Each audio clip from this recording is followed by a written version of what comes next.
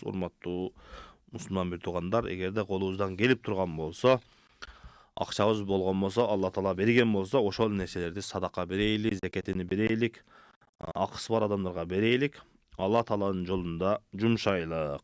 Себеби биз убактылуу эле жашайбыз. Кайсы бир күндөн кийин ошол мал дүйнөңүз калат. Эгерде өлгөн болсоңуз, бала чакаңыз балким жакшы жака иштетет, балким жаман жака иштетет.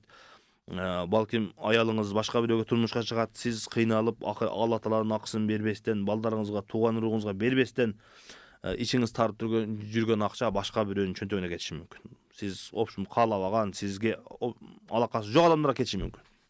Сизден калган андан кийинки балдарыңыз, тууган уруктарыңыз сиз ошондой жер кылам, эл кылам деген, ушундай эле иштерди кылам деген ойлоруңуздун баардыгы четте калып, сатылып жок болуп, пайдасы жок болуп кетиши мүмкүн. Ошон үчүн убагында ар бир нерсени убагында сактап калган, иштетип калган, пайдаланып калган эң жакшы нерсе. Ошондуктан айтарыбыз, убагында садаканы, зекетти берип, татыктуу адамдарга берип, ушундай чоң Алла Таала берген неаматты пайдаланып калайлык деп айтат элек.